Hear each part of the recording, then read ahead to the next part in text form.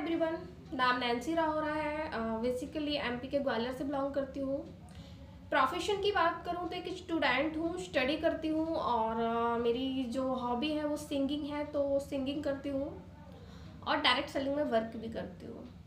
आज मैं अपनी लाइफ की एक ऐसी टाइम पीरियड को आपके साथ शेयर कर रही हूँ जो मेरी सबसे स्पेशल जर्नी का पार्ट बोला जा सकता है, जो मेरी लाइफ के लिए एक टर्निंग पॉइंट बन गया। आज से करीबन 5 साल पहले मैं ब्लड कैंसर की पेशेंट रह चुकी हूँ और जो मेरा टाइप था कैंसर में वो AML था, जिसका फुल फॉर्म एक्यूट माइलेट ल्यूकेमिया था। और ये जब मुझे पता चला तो मेरा जो एज रही होगी वो करीबन 15 साल की रही थी। और जो जहाँ मेरा ट्रीटमेंट चला था वो दिल्ली के राजीव गांधी कैंसर इंस्टीट्यूट में चला था। जो डॉक्टर्स की टीम थी वो doctor Gauri Kapoor, doctor Sandeep sir and उनकी जो टीम थी उनके साथ मेरा ट्रीटमेंट हुआ। और जब मेरा ट्रीटमेंट का टाइम पीरियड चल रहा था तो एक्चुअल में मुझे पता ही नहीं चला हो क्या रहा था, क्योंकि मैंने बहुत ज़्यादा लोगों से सुन रखा था कि कैंसर में बहुत ज़्यादा पेन होता है, बहुत ज़्यादा डिफ़िकल्ट होता है, बट ऐसा कुछ मेरे साथ हुआ ही नहीं। नॉर्मली खेलते खेलते मेरी लाइफ में ये टाइम आया। जो मेरा ट्रीटमेंट का टाइम था वो करीबन 8 महीने का था।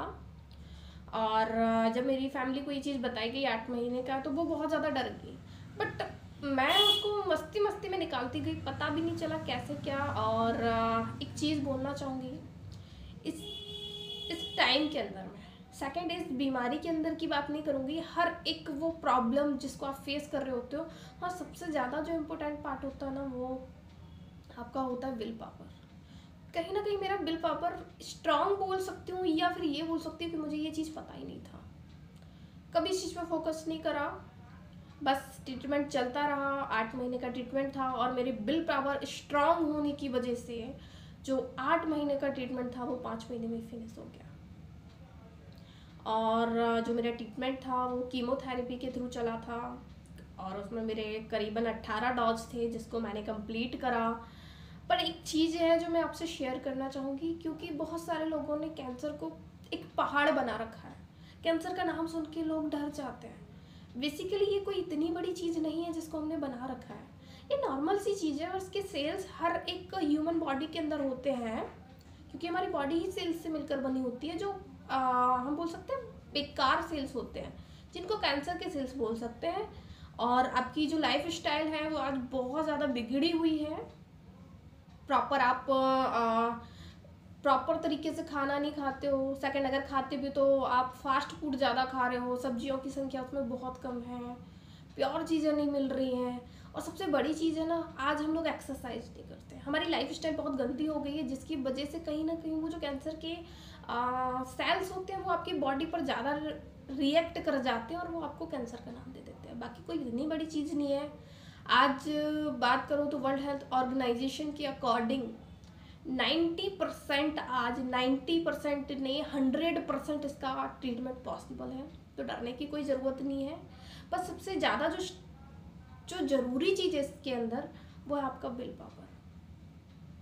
और जब मेरा ट्रीटमेंट फिनिश हो गया उसके बाद जब मैं घर वापस आई, मैंने अपनी सबसे प्यारी चीज़, मेरे बाल खो चुकी थी। तो कहीं ना कहीं मैं एक ऐसी चीज़ फील करती थी कि मेरे बाल चले गए। एक दिन रोना आया, झूठ नहीं बोलूँगी, मुझे रोना आया जब मेरे बाल गए थे। बट उसके बाद फिर मैंने एक बात सोची, क्योंकि मेरी लाइफ में ना हमेशा से मेरा नेचर मान सकते हो या मेरा थिंकिंग मान सकते हो, मैं हमेशा खुश रहती थी। मैंने कहा कोई बात नहीं, आज बेसिकली मैं गांव से बिलोंग करती हूँ, तो मैं सोचती थी कि कोई बात नहीं, मेरे बाल चले गए, अब मुझे फिर से जब बाल आएंगे, न्यू बाल आएंगे, तो मुझे हेयर बैंड लगाने का मौका मिलेगा, क्लिप्स लगाने का मौका मिलेगा। तो कुल मिला के मैं एक चीज़ सिंपल सी बोल दूँ, हमेशा खुश रही हूँ मैं पूरे ट्रीटमेंट के अंदर में। और जो मेरा ट्रीटमेंट 8 महीने का था वो 5 महीने में कंप्लीट हुआ। कहीं ना कहीं उसका राज था ना हैप्पीनेस। मैंने कभी स्ट्रेस नहीं लिया कि मुझे ये क्या हो गया, खेलते खेलते ये चीज़ निकल गई। बट सबसे ज़्यादा जो प्रॉब्लम वाला फेस आया ना वो आया मेरे ट्रीटमेंट के बाद, क्योंकि वो टाइम तो मेरा हंसते खेलते निकल गया।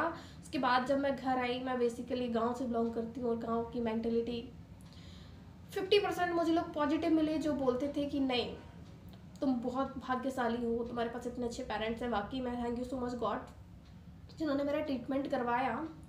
और बहुत सिंपैथी रहती थी, बेचारी शब्द करके, बहुत मतलब कहीं ना कहीं कोई बात नहीं, बहुत अच्छे हो तुम, अच्छी एक नई लाइफ स्टार्ट करी है तुमने, मतलब एक हेल्पफुल नेचर रहता था। बट अगर वहीं दूसरी तरफ बात करूँ तो 50% लोग ऐसे भी मिले जो कहीं ना कहीं मुझसे डरते थे।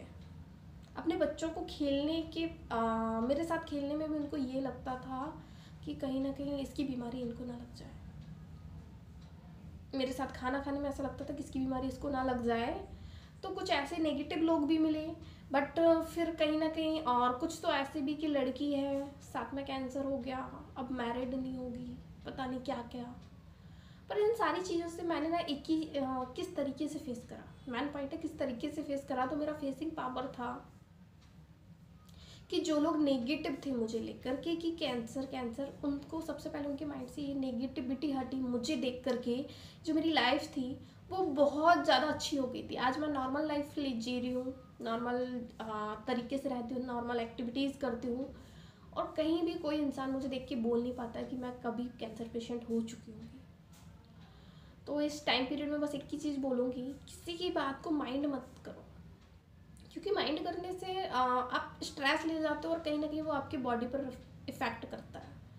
तो मैंने कभी ध्यान नहीं दिया, बस अपनी लाइफ में मस्त रहती थी। बस सबसे मेरा जो स्पेशल पॉइंट था मेरी लाइफ का वो था हैप्पीनेस। मैं बहुत खुश रहती थी, हमेशा छोटी छोटी खुशियाँ ढूंढती थी, और वही चीज़ आज भी है, मैं हमेशा खुश रहती हूँ। बस एक चीज़ बोलूँगी आप लोगों से, कभी भी स्ट्रेस में मत जाओ, कभी भी टेंशन मत लो किसी भी चीज़ की, क्योंकि आज हमारे साइंस ने इतनी प्रोग्रेस कर ली है, आज इतनी प्रोग्रेस कर ली है कि 100% इस चीज़ का सल्यूशन मौजूद है, 100% इस चीज़ का ट्रीटमेंट मौजूद है। और मेरा जो स्टेज था फर्स्ट स्टेज था। So please I request you, जो लोग भी कैंसर सर्वाइवर हैं, जिनका ट्रीटमेंट अभी चल रहा है, या जो लोग फिनिश कर चुके हैं, तो स्ट्रेस नहीं लेना है। कोई नहीं, गॉड ने हमें बहुत, हम लोग लक्की हैं कि हमें ये चीज़ें दी, क्योंकि कहीं ना कहीं परीक्षा उसी की ली जाती है जो उसको निकालने के लायक हो, उस चीज़ में उत्तीर्ण होने के लायक हो। So thank you so much for watching video. Thank you so much all of you.